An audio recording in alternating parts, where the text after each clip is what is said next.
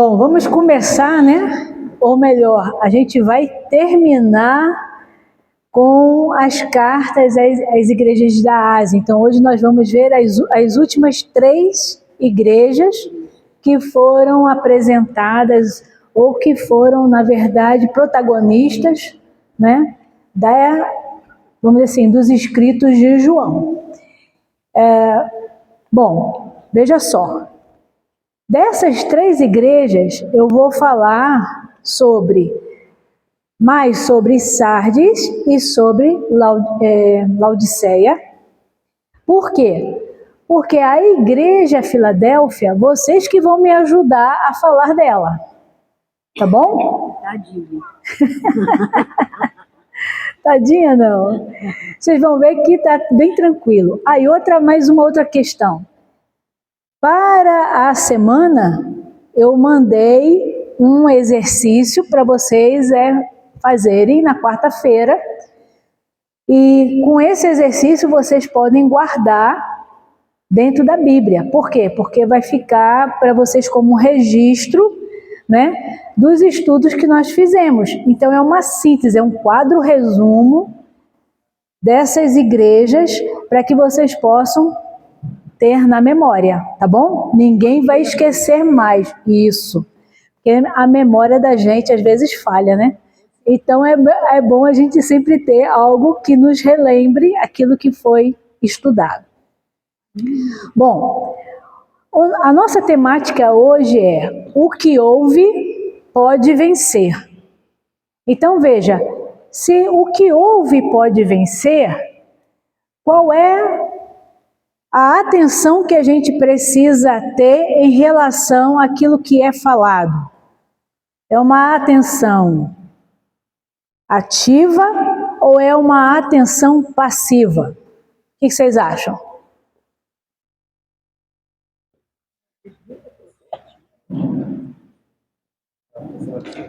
Isso.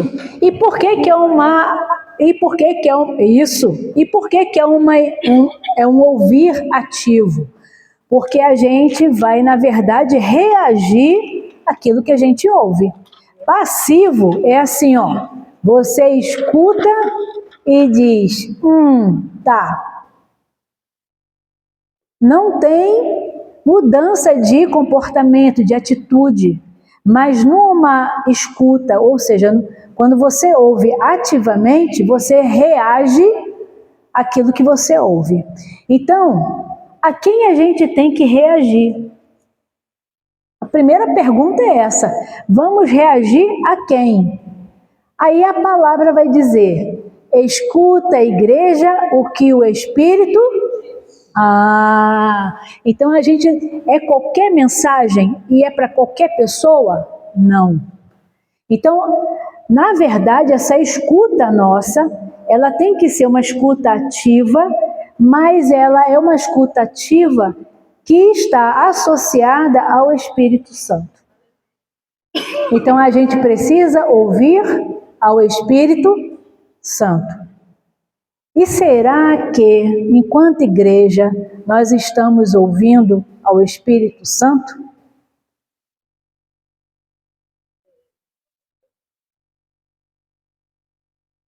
Veja, as igrejas da Ásia, elas servem para a gente como referência, ou seja, como exemplo.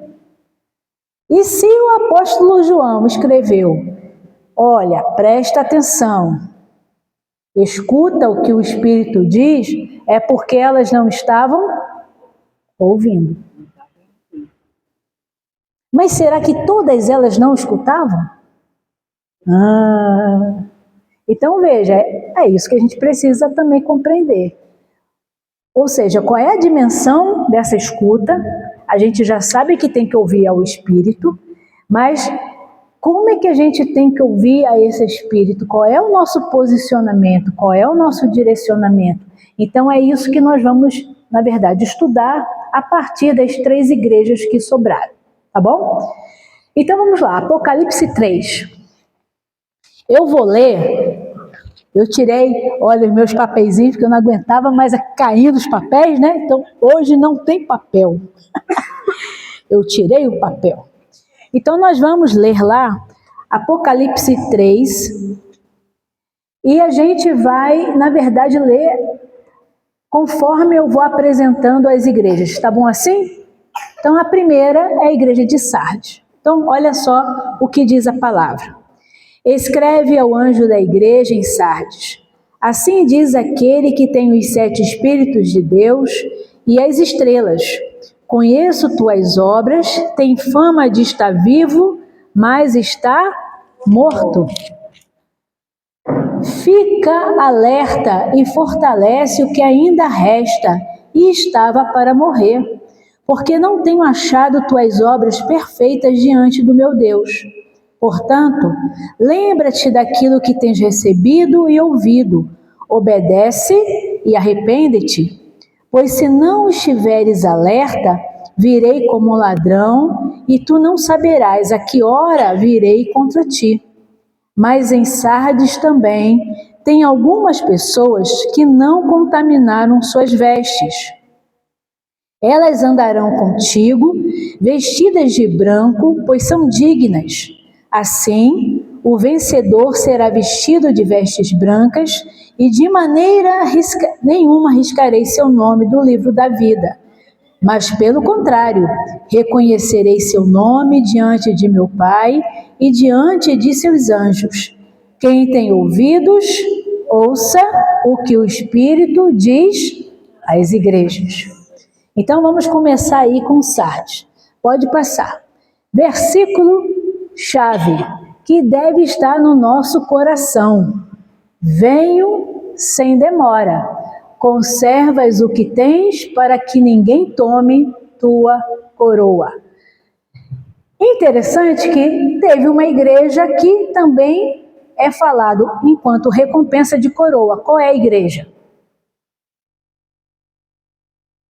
Ser fiel até a morte e dar-te-ei a coroa da vida. Qual é essa igreja? Esmirna. Então veja só, João, ele reforça. Veja, se você permanece fiel, você vai ter a coroa da vida. Mas para que você tenha a coroa da vida, o que você tem que fazer? Conservar. Conservar é você, na verdade, guardar com cuidado. Ninguém conserva alguma coisa de maneira, vamos dizer assim, displicente. Por exemplo, a gente tem que acomodar de uma maneira que fique fechado hermeticamente, não é isso? Porque se entrar o ar, azeda, não é isso? Então, é a mesma coisa. Se entrar impureza, o que acontece? Estraga. Se entrar qualquer coisa que contamine, aí a natureza daquilo que foi guardado não vai ser alterada, não permanece a mesma. Então, é esse processo que João está dizendo. Tem que conservar das impurezas, da pecaminosidade. Nossa, gente, não, fugiu. Desculpa. Mas é isso aí, pecaminosidade. Agora eu aprendi. Bom, e tem que conservar, inclusive, não somente a mente, mas também o coração. Então veja, a nossa mente ela tem que conservar pura e o nosso coração também tem que conservar coisas que também são puras. Vamos ver por que essa igreja ou Sardes, se ela tinha essa perspectiva da pureza, da purificação. Porque veja, no final diz o seguinte, que ela vai vestir vestes brancas. Bom, vestes brancas quer dizer o quê? Vestes limpas, vestes puras, não é isso? Então, existe um processo de purificação. Vamos ver se isso ocorre. Vamos lá. Veja, Sardes era uma cidade que vivia do passado. Não tem gente que vive do passado? Assim, ó, antes era bom, agora Ah, gente, olha, na minha época, o que acontece quando a gente está preso ao passado? A gente não avança, não se desenvolve. Por quê? Porque você vive o passado. E aí você acha que não tem mais o que fazer. Por quê? Porque não... Bom, eu vivo, entendeu? Conforme aquilo que era antes, aí o que acontece? É como se eu me fechasse para aquilo que é novo. Então eu não consigo mais dialogar. E a cidade também era assim. Ela vivia do passado, das glórias do passado. Então veja, a igreja, ela era um reflexo da própria cidade. Olha só, a cidade vivia do passado e a igreja também vivia do passado. Essa igreja tinha um templo dedicado à deusa Ártemis, ou Cibele, que é a deusa da morte e da ressurreição. Então, imagina, era uma seita oculta. Porque não é a morte e a ressurreição em Cristo, vocês estão entendendo? É tipo reencarnação, reencarnações, desse calibre aí, tá? Veja, e ela também, a cidade também promovia o culto ao imperador. Então, o imperador era visto pela cidade como uma divindade. Então ela desprezava, é claro que ela vai desprezar, né, o Deus dos cristãos.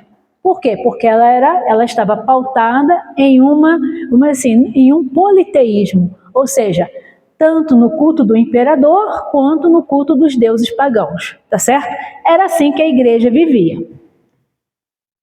Como é que Cristo se apresenta na carta? Ele diz assim: eu sou aquele que tem os 7 Espíritos de Deus. Aí todo mundo acha que é cheio de espírito, né? 7 Espíritos de Deus, 7 na Bíblia é perfeição. Então significa que esses 7 Espíritos é a plenitude do Espírito Santo. Quer dizer isso. Então, Cristo, ele tem a plenitude do Espírito, ele é completamente cheio do Espírito, porque ele é o próprio Deus. Entenderam? E aí ele vai dizer que ele também tem as 7 estrelas. Claro, as 7 estrelas estão associadas, a gente viu, a quê? As igrejas. Então ele tem o quê? A liderança, ele zela pela igreja, ele tem o cuidado pela igreja, deu para entender? Então, é isso aí, não tem nada a ver com ocultismo, nada disso, tá? Tá bem claro. Aí o nosso escritor, que eu gosto muito dele, que é o Wesley, ele vai dizer o seguinte: o Espírito Santo dá vida à igreja, e era exatamente dessa vida que o povo de Sardes precisava. Todos os planos criados por homens não são capazes de lhe dar vida. Porque a gente viu, ela vivia Era preciso que ela tivesse o quê? Vida. Por isso que era uma igreja que estava morta. Morta por quê? Porque ela não conseguia projetar para a frente, ela só via o que estava atrás. Imagine a pessoa, né? É igual caranguejo, né? Viver andando para trás, né? É isso aí. Então era o que acontecia. Viver só de lembrança, viver só de memória, né? Pode passar. Então essa igreja era uma igreja conhecida por ser uma igreja fraca. Misericórdia. Apesar de ser uma igreja que o povo, que não incomodava o povo, ela não incomodava, porque se ela vivia do passado, ela não confrontava ninguém. Deu para entender, gente? Se ela não confrontava ninguém, ela não tinha um posicionamento firme. Então ela era fraca. Pode passar. Então, o que estava acontecendo com essa igreja? Ela tinha uma morte espiritual. Ela estava presente na realidade social, mas é como se ela não fizesse efeito nenhum. Já pensou você ter uma igreja num local e não faz diferença se ela está ali ou se ela não está? Complicado, né, gente? Exatamente. Aí fica uma coisa meio estranha, né? Aí o que Cristo vai dizer para ela? Você precisa ser vigilante. Você precisa ter aprovação diante das suas ações. Ou seja, o que é ser vigilante? É ter uma postura proativa. Né? Foi o que eu disse, tem que estar de prontidão. Tem que estar alerta. Por quê? Porque a gente de fato não sabe o que vai acontecer. Quem é que sabe o que vai acontecer daqui a um minuto? Ninguém.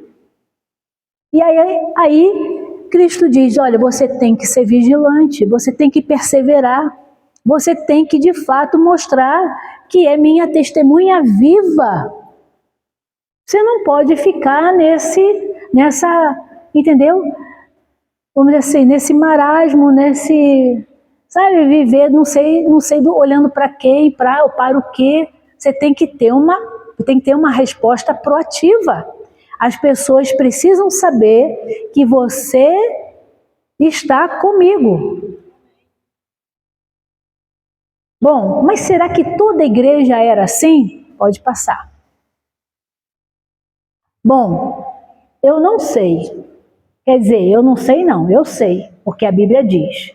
Já chegamos aí. Mas veja só, era necessário que a igreja acordasse. Era necessário que ela lembrasse. Era necessário que ela guardasse e que ela se arrependesse. Sabe o que quer dizer? Que no desenvolvimento da fé, a gente precisa exatamente ter essa postura. Não diz que a gente deve ser vigilante? Vigiar e aquele que está em pé, olhe para não cair. Então veja, essa postura que é dita a ela, é a postura que é dita para todos nós.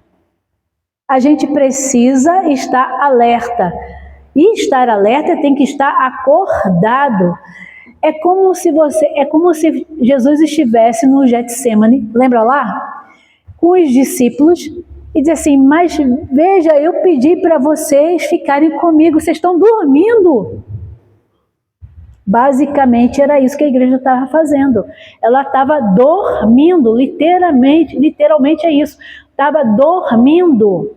Ou seja, passava as coisas pela realidade, ou seja, no contexto dela, mas ela estava dormindo. Ela estava, entendeu, passiva diante daquilo que estava ocorrendo. Por isso que ela precisava lembrar. Porque toda vez que a gente lembra, o que traz?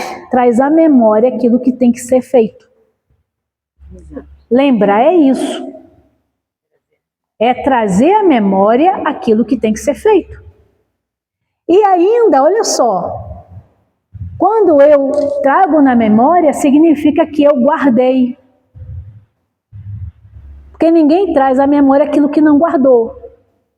E se você, entendeu, trouxe à memória, é porque aquilo foi significativo. Sim ou não? Sim. Se não é significativo, a gente não guarda. Mas se tem significado, a gente guarda. Quer ver uma coisa? Qual é o dia do seu batismo? Você lembra? Maior. Não, foi significativo sim, mas eu sou péssima. E o ano? Eu sou péssima em data, de verdade. O ano é um... Aí, ó, 2005, tá vendo? 1978.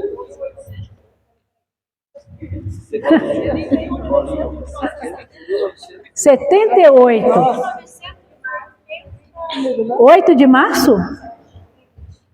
2020. Não vou esquecer o seu, porque é o aniversário do meu marido, que é 8 de março. Aí, ó. 87. Olha aí, ó. Tá vendo? Eu me batizei em 3 de setembro. Gente, eu sou novinha, tá? De 73. Ainda bem que não sou eu, né? Ei, ainda bem que não é só eu, não, professora? Não, né? Foram 4, né? Nenhuma lembra, tá vendo? Então, veja, gente, essas datas têm que ficar na memória. Por quê? Porque foi um dia especial, um dia de decisão, um dia de mudança. Foi um dia de mudança. Todos nós. Né?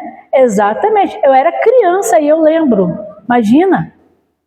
Então, veja, a gente precisa lembrar. Por quê? Porque a gente traz,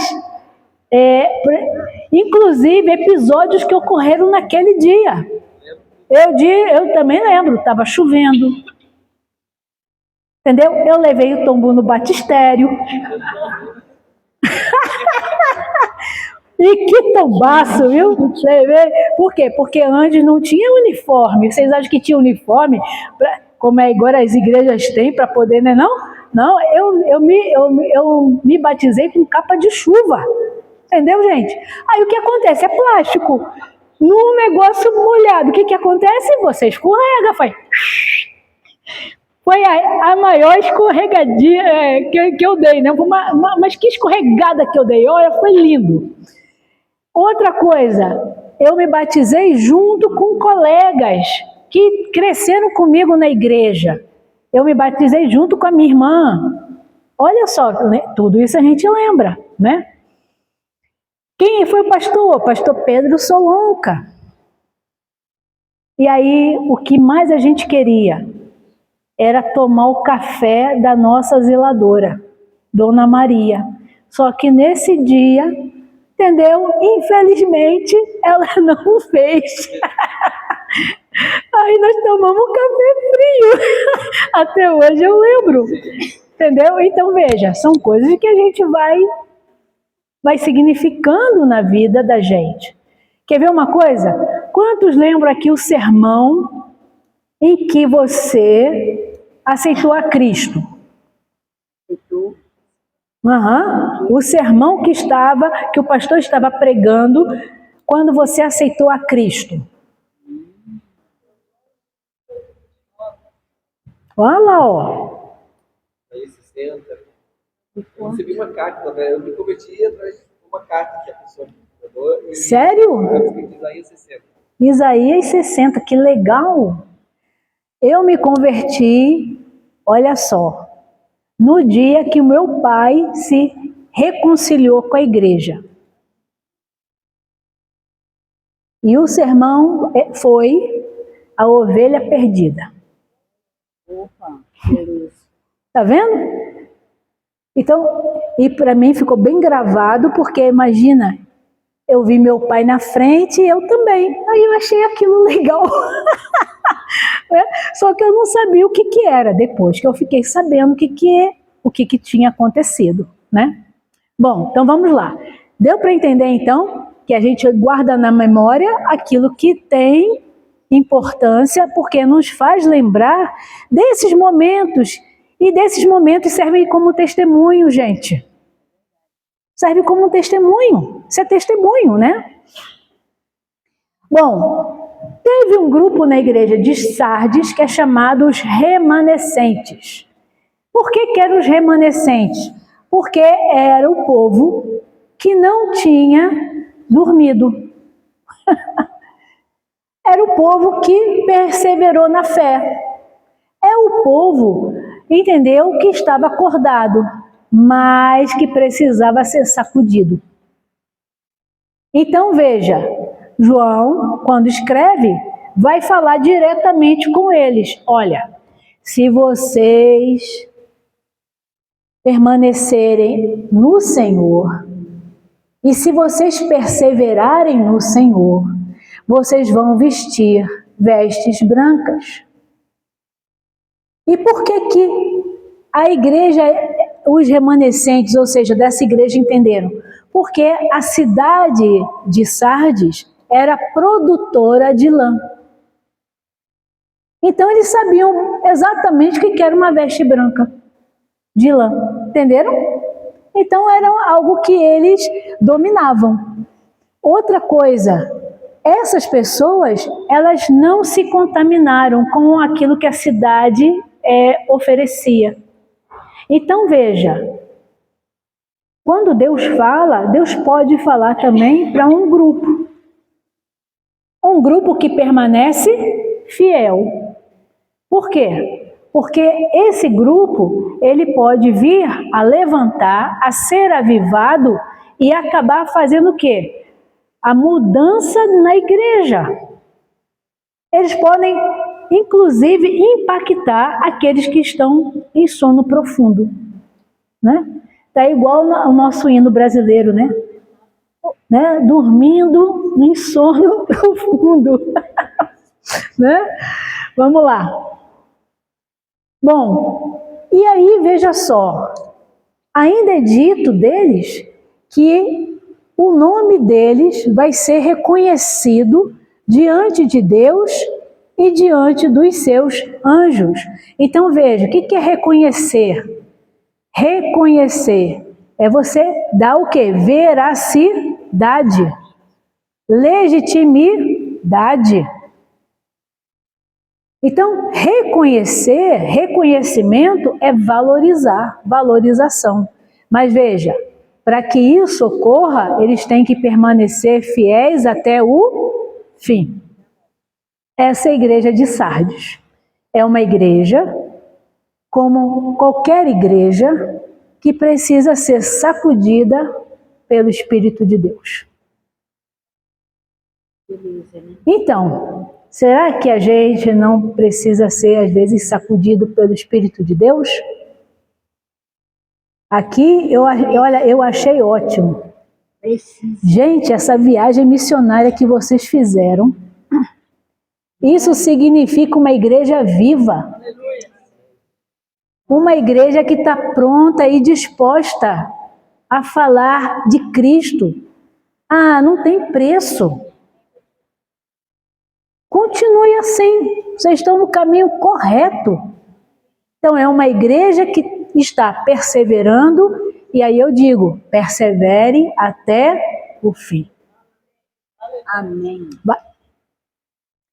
Agora nós vamos para a segunda igreja. Nós vamos falar de Laodiceia. Como eu disse para vocês, a gente vai pular a Filadélfia e vamos lá para Laodiceia. Então vamos lá ler o que diz a Laodiceia. Verso 14 do capítulo 3. Diz assim: escreve ao anjo da igreja em Laodiceia. Estas coisas diz o Amém. A testemunha fiel e verdadeira, o princípio da criação de Deus. Conheço tuas obras, sei que não és frio nem quente. Antes fosse frio ou quente. Assim, porque tu és morno e não és quente nem frio, estou a ponto de vomitar-te da minha boca. Porque tu dizes, sou rico, tenho prosperado e nada me falta, mas não sabes que és infeliz, miserável, pobre, cego e nu. Eu te aconselho que compres de mim ouro refinado no fogo, para que te enriqueças, roupas brancas para que te cubras, e a vergonha da tua nudez não seja mostrada, e colírio para que o apliques sobre os teus olhos e enxergues. Eu repreendo, olha a primeira palavra que tem aqui, repreender. Você não vê essa palavra nas outras, mas aqui tem. Eu repreendo. E castigo a todos quantos amo. Sê, pois, zeloso e arrepende-te. Estou à porta e bato. Se alguém ouvir a minha voz e abrir a porta, entrarei em sua casa e cearei com ele e ele comigo. Ao vencedor, eu lhe concederei que se assente comigo no meu trono, assim como eu venci e me assentei com meu Pai no seu trono. Quem tem ouvidos, ouça o que o Espírito diz às igrejas. Vamos ver qual era o contexto de Laodiceia. A cidade de Laodiceia era uma cidade rica. Ela era um centro bancário. Imagina, gente, naquela época ser um centro bancário. Ela era industrial. Então, veja, se ela é industrial, é como se fosse um polo, imagina um polo, entendeu, de indústria, e que as pessoas, na verdade, iam buscar esses produtos que ela fabricava. Deu para entender? Então, era uma cidade que rendia. Por isso que a igreja não ia ter problema nenhum. Outra coisa, a igreja não sofria perseguição. Entenderam? Por quê? Porque é uma cidade próspera. Não tinha problema. Então, a igreja, inclusive, era respeitada. E vocês acreditam? Porque fazia boas obras. Aí o povo dizia, poxa, essa igreja faz boas obras, tá bom, tá ótimo, né? Tá ajudando a nossa cidade. Assim, né? Tá ajudando a nossa cidade, mas estava faltando alguma coisa naquela igreja. Por quê? Porque essas obras que ela fazia foram reprovadas diante de Deus. São reprováveis. E por que eram reprováveis? Porque, na verdade, elas faziam a boa obra, mas esqueciam daquilo que era primordial. O que era? Presença de Cristo. Ou seja, a mensagem de Cristo, ela não estava testemunhando. Então, veja, fazer obra é bom, mas junto da obra tem que ter a palavra. Outra coisa, ela tinha sido, olha, essa cidade ela era tão próspera que teve um terremoto que ocorreu, agora eu já não sei se é 60, 61 a.C., agora eu fiquei na dúvida. E o que aconteceu? Você pensa que ela foi pedir ajuda para uma outra cidade para recompor, reconstruir? Não. Ela tinha tanto dinheiro que o dinheiro que ela tinha, ela reconstruiu toda a cidade. Só para vocês terem uma ideia, né, do quanto ela era poderosa. Lembra aí Rio Grande do Sul. Se Rio Grande do Sul fosse assim. Entenderam? Só que não é, né? Mas eu estou dizendo, imagine se fosse. Ela não ia nem dar pelota, hoje tem pelotas lá também, né? Não ia nem pedir ajuda a ninguém. Ela mesma ia lá, ia fazer, o Estado ia lá e ia reconstruir, não é não? Mas ela, infelizmente, não é essa a situação, né? Mas dessa cidade era assim. Outra coisa, ela tinha um unguento, ela fabricava um elixir, um colírio para os olhos. Olha que a gente nem sabia disso, né? E ela também, olha só, ela fabricava um tecido preto e lustroso de lã. Era algo finíssimo, valiosíssimo. E veja só o conflito. Veja, Jesus chama essa igreja de quê? Cega, pobre e nua. Não é aquilo que ela mais faz. O que ela mais faz? Tecido, faz colírio e ainda tem riqueza. Ou seja, tudo isso para o Senhor é como se fosse nada. Porque não é isso que o Senhor procura da igreja. Né? Pode passar. Então veja, como Cristo se apresenta? Ele se apresenta assim: diz o amém, testemunha fiel e verdadeira. Amém no hebraico significa Deus verdadeiro, ou Deus é verdade. Não quer dizer que Deus é verdadeiro e os deuses são falsos, mas aquilo que Deus fala é verdade. Deu para entender, né? Aquilo que Deus fala é real. Ou seja, se Ele diz que vai fazer, Ele vai fazer. Porque Ele não é mentiroso, Ele cumpre aquilo que Ele fala. Veja, por isso que a gente pode confiar nas palavras dEle. Então, veja, olha o que a gente pode associar. Bom, se aquilo que Deus fala é verdade, então aquilo que a igreja falava tinha que ser. Por quê? Porque até então ela estava fazendo falso testemunho. Pode passar.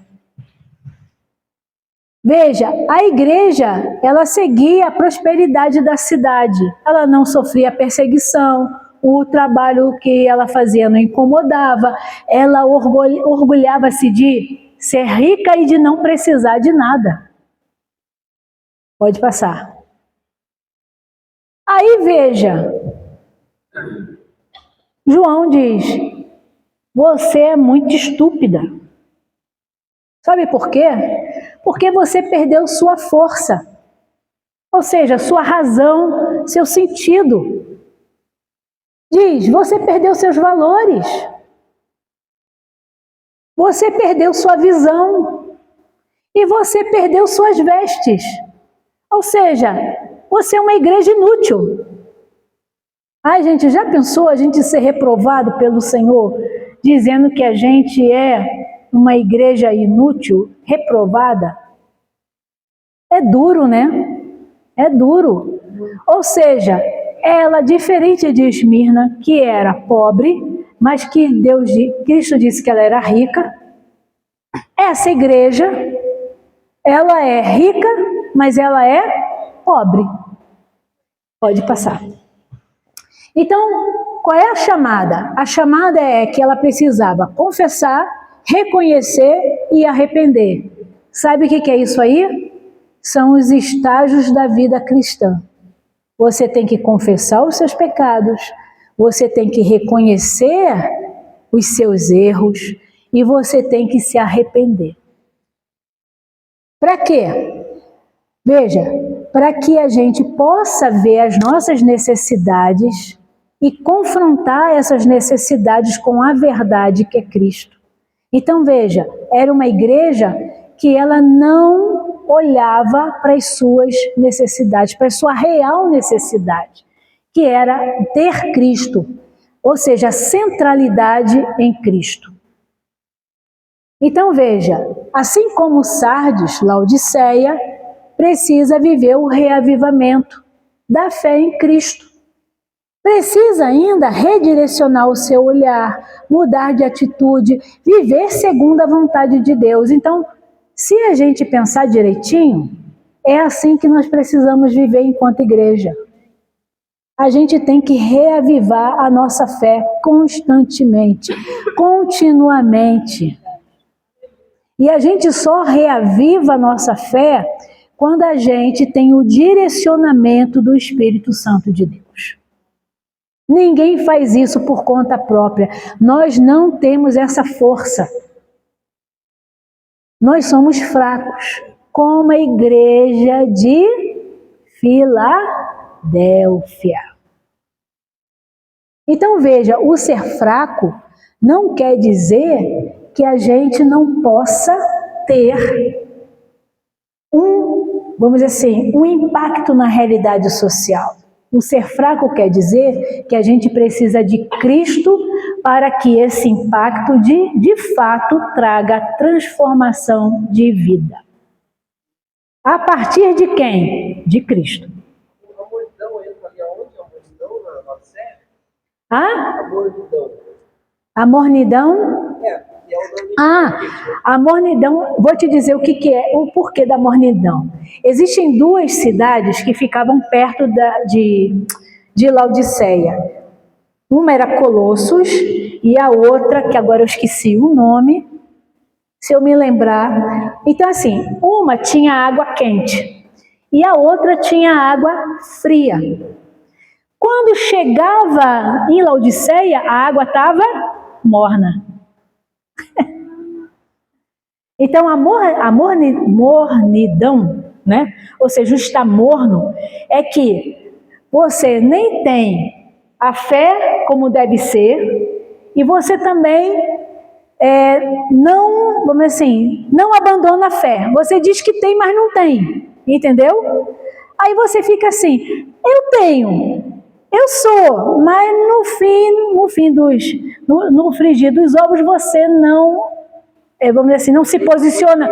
Você não se posiciona. Entendeu?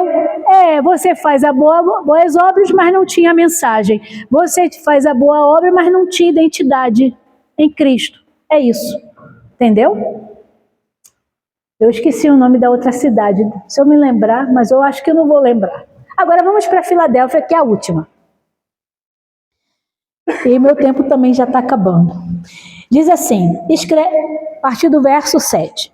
Escreve ao anjo da igreja em Filadélfia, assim diz aquele que é santo, verdadeiro, o que tem a chave de Davi, o que abre ninguém pode fechar e o que fecha ninguém pode abrir. Conheço tuas obras, tenho posto diante de ti uma porta aberta que ninguém pode fechar. Tens pouca força, mas guardaste a minha palavra e não negaste meu nome. Farei aos da sinagoga de Satanás, aos que dizem judeus e não são, mas mentem, sim, farei que venham adorar prostrados aos teus pés e saibam que eu te amo. Porque deste atenção à minha exortação, à perseverança, eu também te guardarei da hora da provação que virá sobre o mundo inteiro, para pôr à prova os que habitam sobre a terra. Venho sem demora, conserva o que tens, para que ninguém tome tua coroa. De novo, viu, gente? Que é o que a gente viu enquanto versículo-chave, tá? Farei do vencedor uma coluna no templo do meu Deus, de onde jamais sairá. Escreverei nele o nome do meu Deus, o nome da cidade do meu Deus, a nova Jerusalém, que desce do céu da parte do meu Deus, e também o meu novo nome. Quem tem ouvidos, ouça o que o Espírito diz às igrejas. Veja, essa igreja sofria perseguição? Sim ou não? Essa igreja sofria perseguição. Aí eu fico pensando, será que a gente tem que sofrer perseguição para ser perseverante? Pois é, às vezes eu fico me perguntando isso. Porque, gente, ou seja, quando está na paz, a gente se acomoda. Aí quando a gente sofre perseguição, aí a gente vai lá e enfrenta. Tem ousadia? É uma coisa interessante. Será que a gente precisa sofrer perseguição?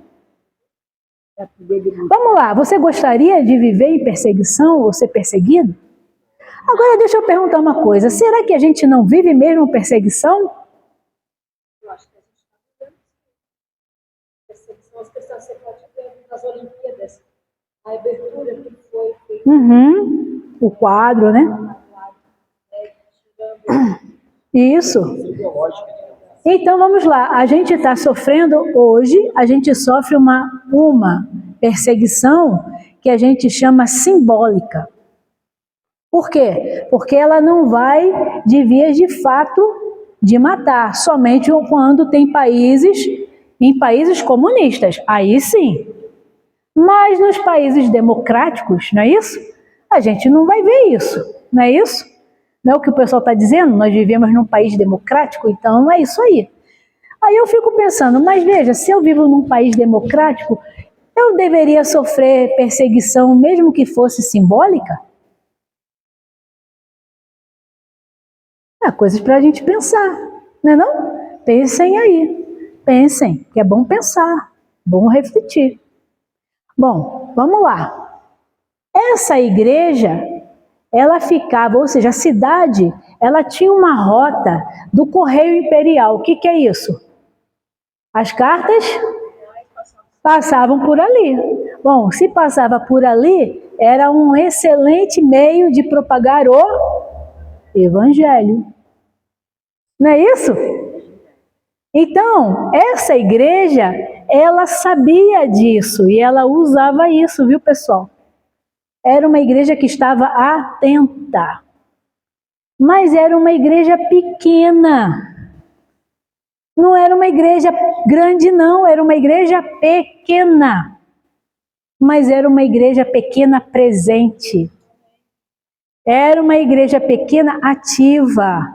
Era uma igreja, entendeu, que ela não olhava o desafio, ela enfrentava o desafio. Olha lá. Esse lugar onde essa igreja estava tinha vários templos. Então veja, ela era mais uma igreja. Então ela concorria com outras igrejas. E isso é legal, porque é uma forma dela o quê? Mostrar quem é Cristo. Ela pode falar. Isso é bom, não é ruim. Porque se o outro fala, ela também pode. Não é isso, gente? Ó, tem que ser assim. Essa igreja ainda, ou seja, essa cidade, não a igreja, ela estava localizada numa falha, né? Tá vendo? Ó, geológica. Então, de vez em quando tinha abalo sísmico. E esses abalos, o que fazia? Acabava com a cidade. Então, além de ser uma igreja pequena, ela estava numa região horrível, geograficamente. Por quê? Porque imagina você estar aqui, daqui a pouco, né? Dá uma sacudida nessa falha e mexe com toda a estrutura. Você não sente o chão. E as coisas começam a cair. Então, é nesse contexto que a igreja está inserida. Pode passar, Cris. Como é que Cristo se apresenta? Aquele que é santo, verdadeiro e que tem a chave de Davi. Por que ele vai dizer isso? Porque os judeus que perseguiam a igreja diziam que eles tinham a chave de Davi. Que eles eram os legítimos para portar a chave de Davi. Aí o que Cristo vem dizer? Eu que tenho a chave de Davi. Esse direito é meu, não mais do povo. Sabe por quê?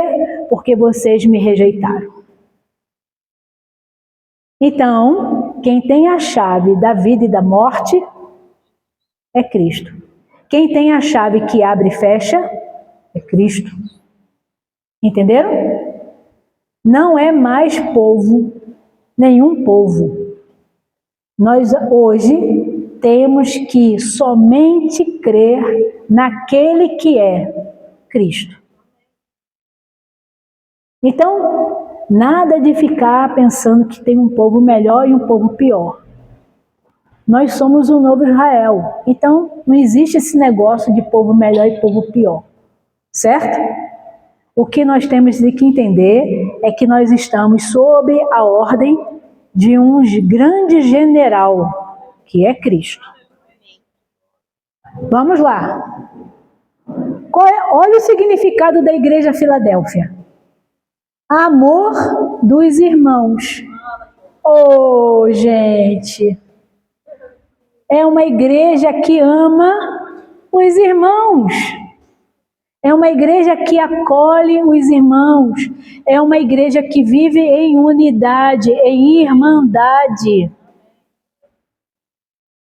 Ela compreendeu o mandamento: amar a Deus e amar ao próximo.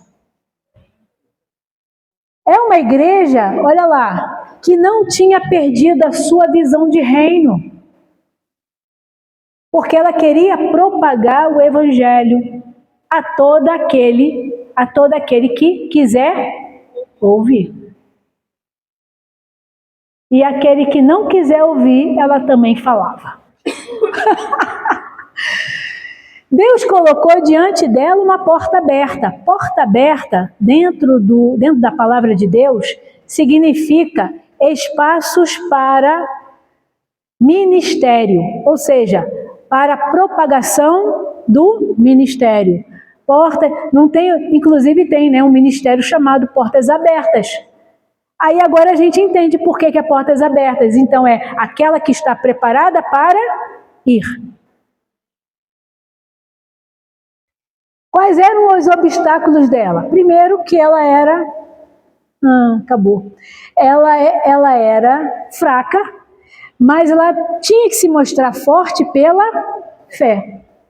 E que ela também não se abatesse com as falsas acusações e nem com a perseguição dos judeus. Então ela tinha dois obstáculos, que é ser fraca e a perseguição. O que ela deveria fazer? Mostrar fortaleza e não se abater. Pode passar, Cris. Filadélfia, então, é uma igreja fiel e verdadeira, uma igreja pequena e frágil, mas é uma igreja perseverante. Essa igreja tem que estar na nossa memória. Essa igreja precisa ser a nossa igreja.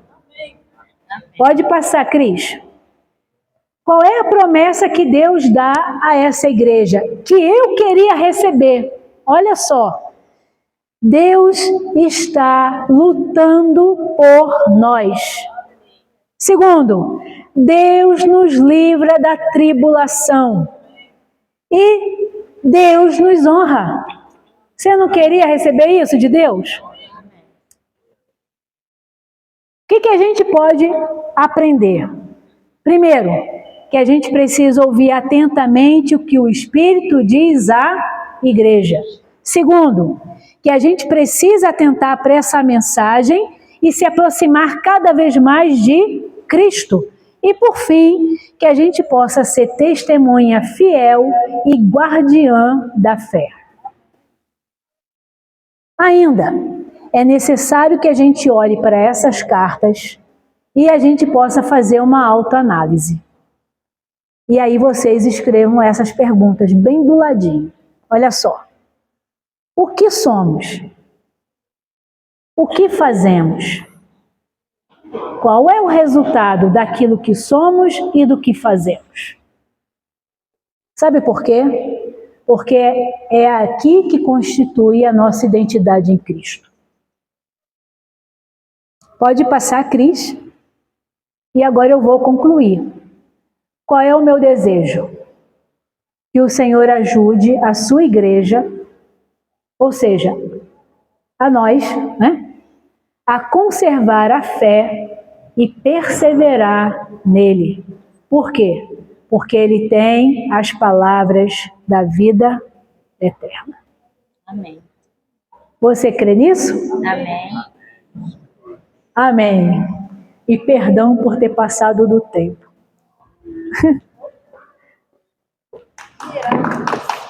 Hierápolis! Gente, para com isso. Não, para de... Ao Senhor toda a Ao glória. Senhor. A irmã Gleides está assim, está até trocando os nomes, as palavras, porque o neto, agora já é oficial, está vindo, né? O Davi Emanuel. Tá vindo, meu neto, meu primeiro neto. Sim, Deus abençoou o ventre da Carolina e ela com seu esposo estão muito felizes. E aqui, tanto o irmão Manuel quanto a Gleides estão celebrando ao Senhor, né? E eu agradeço a igreja que orou por nós, orou por ela. Nossa, isso faz toda a diferença, meus irmãos.